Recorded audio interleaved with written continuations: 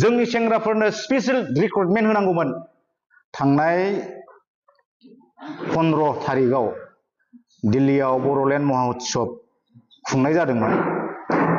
बेवहाय जोङो भारतनि प्रधान मन्त्रि नरेन्द्र मोदी बिथांनि माखासे बाइकखौ जों नुनो मोनदों लेक्चारखौ नुनो मोनदों आरो बे लेक्चारखौ खोनानानै जों ओरैबायदि मोनसे आसुरित फिलिंस खालामदों आरोना ओरैबायदि बुंबाय नरेन्द्र मोदी बिथाङा जोंनि एक्स एनडिबि फोरनि थाखाय 1500 कौटि थाखा भारत सरकारा हरदों होननानै दा बेखौनो जों दिनै आसुरित जादों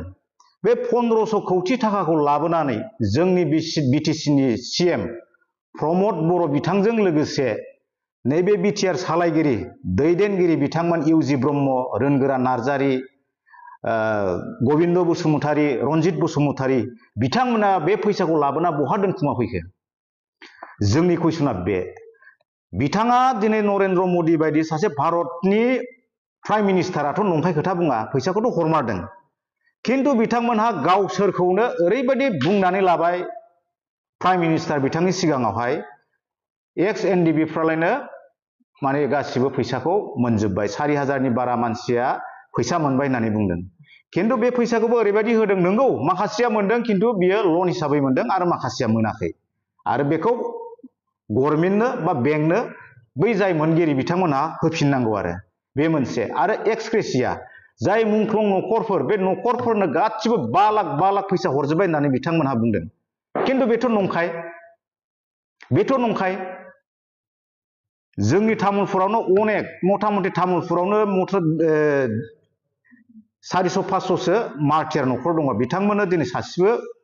मोनाखै जों नाम मख'नानै बुंनो हायो चेनियर बेवहाय लिडार बाबुल बर' होननाय दङ बिथाङा जुडिशियेलमोन काउन्सिलनि जुडिशियेलमोन बिथाङा मोनाखै थिग बेबादिनो प्रफुल्ल नार्जारी होननाय दं डिम्बिस्वर ब्रह्म होननाय दङ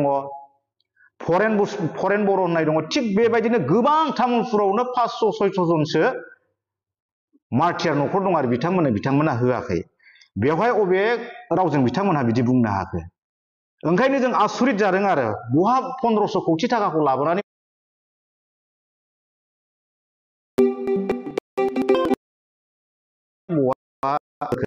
आरो मोनसे खोथाखौ बुंदों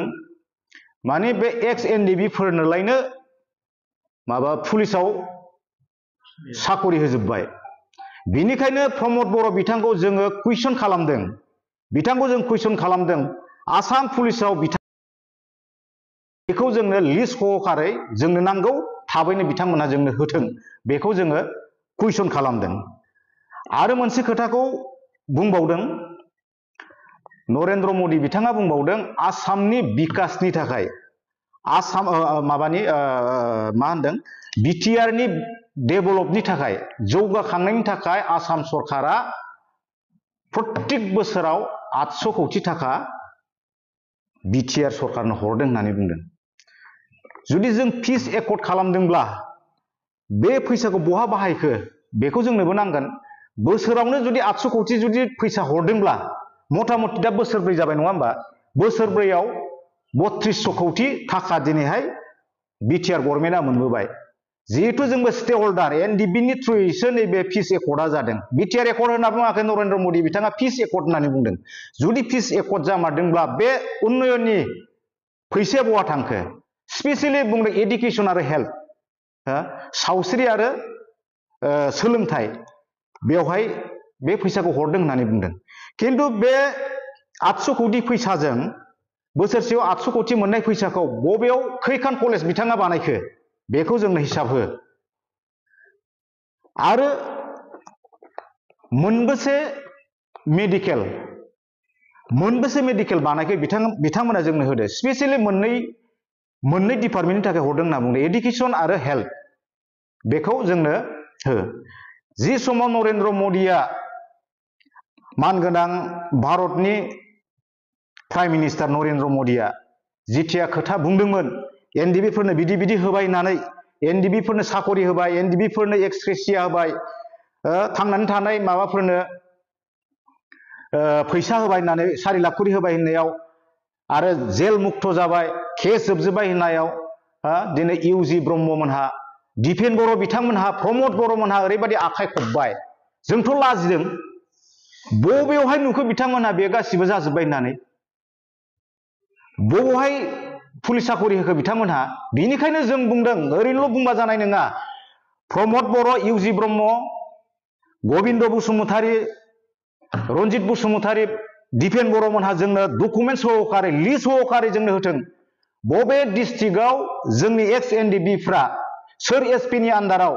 आइसि ना कनस्टेबल ना असि जानानै दं ना अफिसार जानानै साख्रि मावनानै दङ बेनि हिसाबखौ जोंनो होथों हायोबा बिथांमोना जों लाजिदों बिथांमोना जि बिराद आखाइ खबलाबायदों खिन्थु प्रमद बर' नोंथांखौ जोङो कुइसन खालामदों नोंथांखौ जों बुंदों बे हिसाबखौ नोंथाङा सानसे नङा सानसे जोंनो होथारनांगोन खारन नोंथांनि पावारा सानफ्रामबो जुगामि नङा जों ओरैबायदि लाजिनाय मोनदों सानसे समाव जोङो हाई स्कुलाव फरायनाय समाव भारत जारिमिन जों फरायनो मोनदोंमोन भारत जारिमिनाव औरंगजेबा मा खालामदोंमोन गावनि फंबायफोरखौ बुथारजोबनानै गावनि बिफा शाहजाहानखौ बे जेलाव लाइफ टाइम जेलाव दोननानै बे राजा जादोंमोन थिग बेबायदिनो दिनै प्रमद बर'आ जोंनि एनडिबि सेंग्राफोरखौ गोथाङै बुथारबाय थांनानै थादोंब्लाबो दिनै एनडिबिनो एक्रेसिया एनडिबिनो रिहेबिलिटेसन होनांगौब्लाबो बेखौ बिथाङा दिनै होआखै जोंनि एकर्डआव लिरना लाबोखानाय बायदि जोंनि सेंग्राफोरनो स्पेशेल रिक्रुटमेन्ट होनांगौमोन आर्मि मिलिटारि पुलिस बैसो थानाय मानसिफोरखौ बेखौ बिथाङा सासेबो होनो हायाखै जेलाव दोनबाय गोथां बिथांमोना थैनानैनो दङ बिथांमोनखौ दिनै बुथारदोंना बुथाराखै प्रमद बर' बिथाङा दिनै जायनिखि जोंनि आन्दलननि फाउन्डार लिडार बे लिडारखौ शाहजाहान बायदि जेलाव जोबथेनानै दोननानै बिथाङा बे औरंगजेबनि आखुजों दिनै जोंनि बिटिसिखौ सासन खालामदों आरो बिटिसिआव दिनै दुखुनिसो माखासे देंखो दामहोदों बिथाङा दिनैहाय बेनिखायनो बुंदों प्रमद बर' जोंनो हिसाब नांगौ 1500 कौटिखौ बहा गारखो बहा बाहायखो आरो जोंनि एनडिबिखौ प्राइम मिनिस्टार बिथांनो नोंथाङा बुंनाय बायदिनो नोंथांमोनाथ' बुंदों दिनै एक्स एनडिबिफोरखौ पुलिस मिलिटारियाव बा आसाम पुलिसाव सोबाय होननानै नोंथांमोना बुंदों बिनि थाखायसो दिनै नरेन्द्र मदि बिथाङा दिनै बे बर'नि महा उत्सब दिल्लीयाव स्पष्ट भाबै बे खोथाखौ बुंनो हादों ओंखायनो जोंनो नोंथाङा थाबैनो जोंनि बे एनडिबि